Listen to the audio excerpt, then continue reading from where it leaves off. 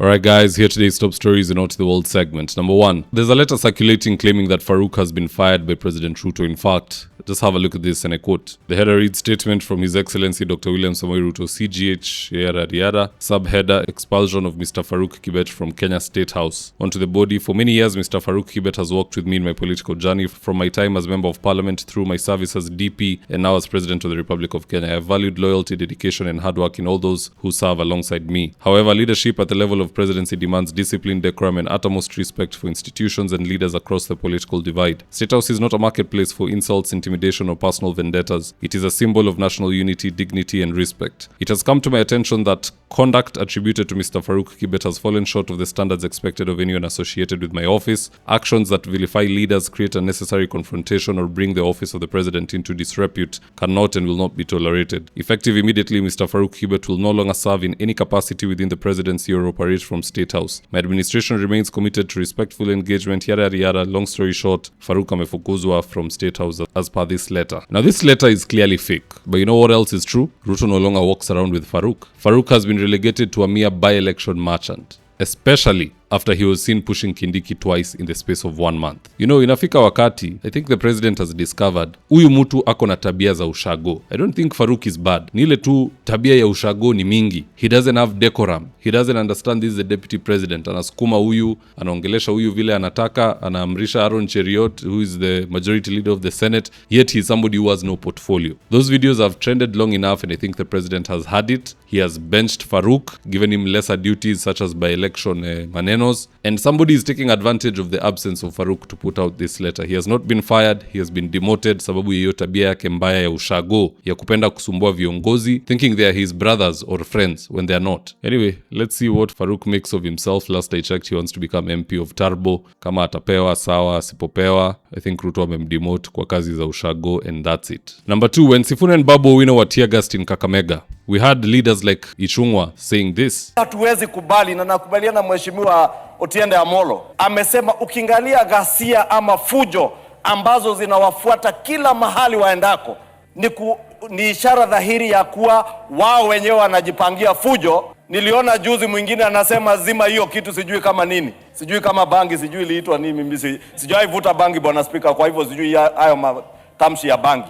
Lakini ulisikia kiongozi akisimama akiwa kwa jukwaa anasema zima hiyo kitu ya kutoa machozi hata kabla ilipuke, kumaanisha alijua hiyo gesi ya kutoa machozi ilikuwa wapi kwa ule mkutano, wanajua ilikuwa wapi, wanajua nani anailipua.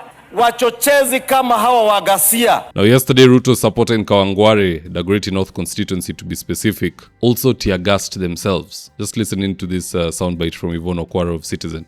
Tear gas and commotion marked President William Ruto's tour of Dagoretti South and Dagoretti North, where he inspected development projects before capping the visit with a roadside rally. Please, watu ya rais, mwache kutafuta huruma. Hata sisi hiyo ghasia yenu na mambo ya kujipangia fujo hatuwezi wahurumia. Wakora kabisa. Number 3, here's a fun fact for you. A 1,000 Kenyan shilling note from February 2019 is now worth only 670 shillings. Just have a look at this data, and I quote. This is from the Kenyan Wall Street. Purchasing power of the 1,000 shilling note since February 2019. In 2019, of course, it was at its peak. And the only reason it's at its peak is because this is our base value of X. And by March 984, April 977. By the time we are reaching 2026 February, the same 1,000 shilling note is now worth 670 Kenya shillings. And our local financial gurus further predict that by the year 2030, the 1,000 shilling note from February 2019 will be worth 400 shillings. Meaning you'll have to spend 2.5x to purchase what would otherwise have been sold at the base value of X in 2019. And that's what happens, guys, when you live in a country led by people who think handouts and looting is the way to go. By 2030, mkate itakuwa ni 100,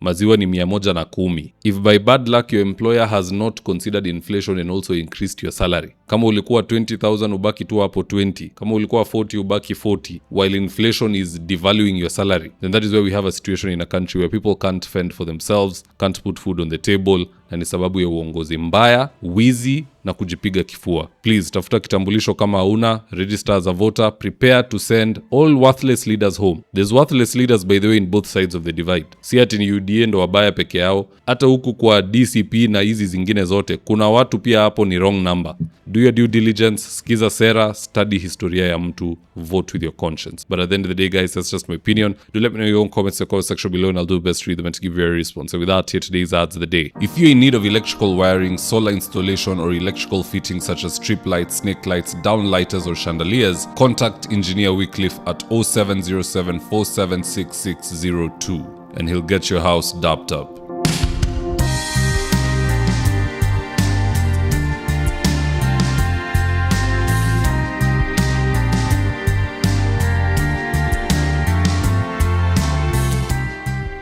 Right now, I'm with my team headed to a client's house in Ruto for consultation. That is to take measurements of the windows, go through our catalog with the client, and then once they decide on the color and the fabric they want, we'll get busy sewing, and at long last, the curtains installation will be on us. So if you're looking for curtains, shears, curtain rods, curtain accessories, reach out to Phoenix Curtains and Interior Decor and we will sort you out. Call us on 0724 414153. And if you're here for the first time, please go on and hit the subscribe button. And if you're watching for a different platform, just head on over to YouTube, search for David Wafula, hit the subscribe button. You're going to be getting a ton of content of this nature. If politics is something you're passionate about, this is definitely the one channel that you really need to subscribe to. Alright guys, adios.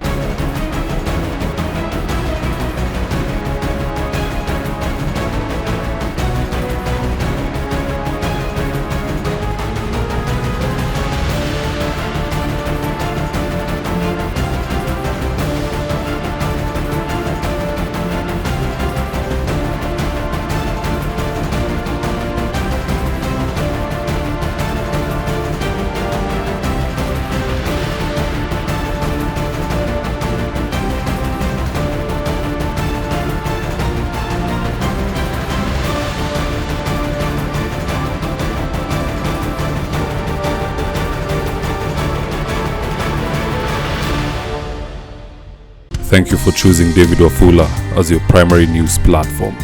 We put countless hours in research, recording, and editing. By showing up each and every day to watch our videos, you encourage us to generate more videos for the viewers. We are on a mission to inform, educate, and build a better tomorrow. To our thousands of followers in a world full of presidents, kings, and queens, you are the real gem. Adios.